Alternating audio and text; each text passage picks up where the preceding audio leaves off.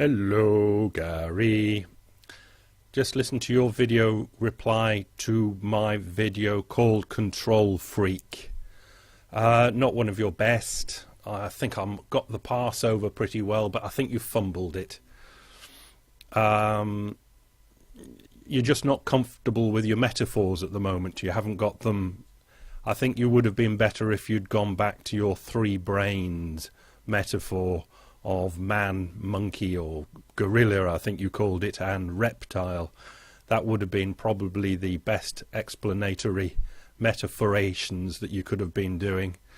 It didn't really come across as a clear explanation of what is over-dominating, overruling the lower functions, the lower urges.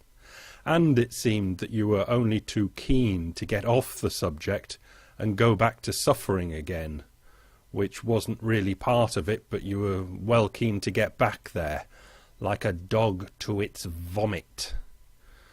And on that subject, which again you say you're making the effort, or you can recognize the effort being made kaleidoscopically in the emendum brain, of trying to understand what Mystic is talking about. But again, as normal, you get the wrong end of the stick, or looking at the wrong end of the stick. Here's a pen, that can be a stick. Wrong end of the stick. We've got this end, the pointy end, which is the pointy end, or the big red digger truck, no, big red truck that you see out in the outside world, as close to reality as we can see, a big red truck. Now that big red truck runs over your leg and squidges it completely on concrete, squidges it. Now when you see the big red truck, incoming information comes into the brain via the eyeball and signals, electrical or chemical, going up to the brainium. When the big red truck runs over your leg, up the backbone are electrical or chemical signals coming up to the brainium. Right, that's the pointy end. Right, and I think that's what is what you normally try to concentrate on. Oh, pain, he's saying that pain doesn't exist and all that sort of thing. The pain exists as much as the big red truck exists for the brainium, because the signals are coming in through the eyeball up to the brainium, saying, of course, the electrical and chemical signals don't say, but they're going to be interpreted by the brain as big red truck. Electrical chemical signals, they're not saying pain, but they're going to be interpreted as pain by the brainium. The same thing. They exist in the same way. I'm not denying the pointy end. It's the blunty end of the stick, get the right end of the stick, where I say what is experiencing that big red truck and what is experiencing the pain. That's where the problem arises, because there is nothing in here to be harmed or to see the big red truck. Now this is deep philosophy, and you're not there yet.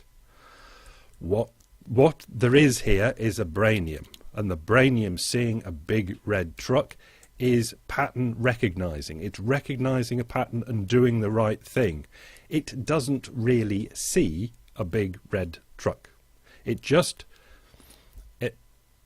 does what is appropriate for a big red truck being out there. Is it better to understand it like that? And for the pain of the big red truck running over the legs, it does what's appropriate for the pattern recognition of your legs being run over.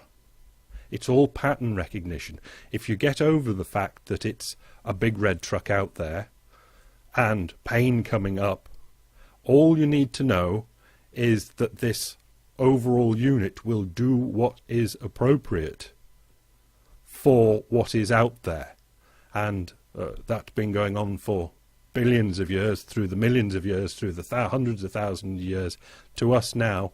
And this, what we call a person, is a reactive group of atoms that reacts to things out there and in here in a way that is appropriate for Darwinian winning of things. But it is not a real thing. There is not a bottle inside the wrap paper that is being harmed by the legs being run over. What you're getting is a reaction, the best reaction the past, the billions of years of past, have been able to clump together in an atomic form. That's what this is. The reaction is to be as appropriate as possible to continue doing its Darwinian things. Now, we give the names of seeing big red truck or feeling pain, but there is nothing here to see the pain, see the big red truck, or feel the pain. There's just programs. It's hitting little skittles as you go, say, well, it sounds too simple, but we'll go with it. Hitting little skittles and eventually does the right thing. It does the right thing for pattern recognizing a red truck, a green tree, a curvy dame, or information coming up to say legs have just been run over. But of course the information coming in isn't legs have been run over, and it's not information coming in saying red truck or curvy dame. They're just packets of information that the other, you could even call the brain packets of information, reacts with and does an appropriate thing.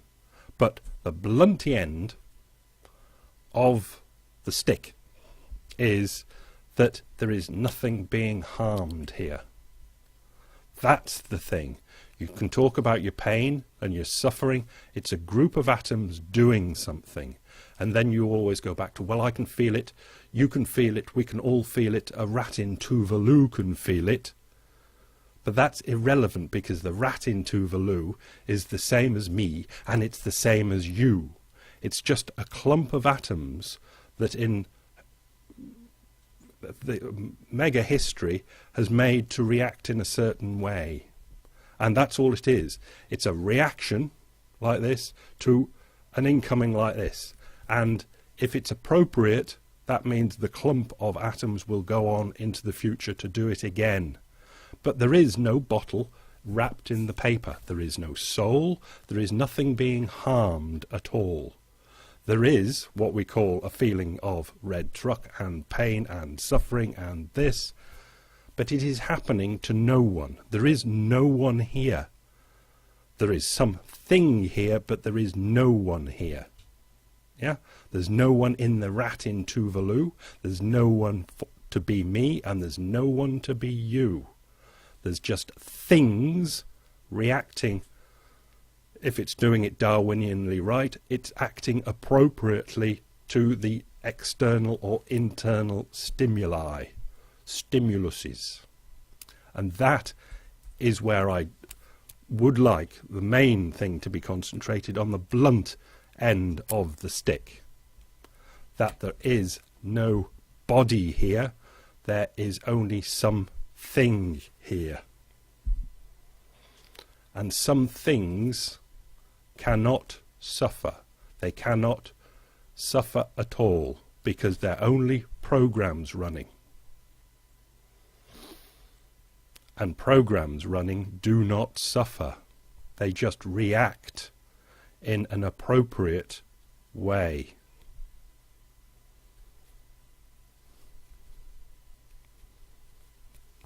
Bye.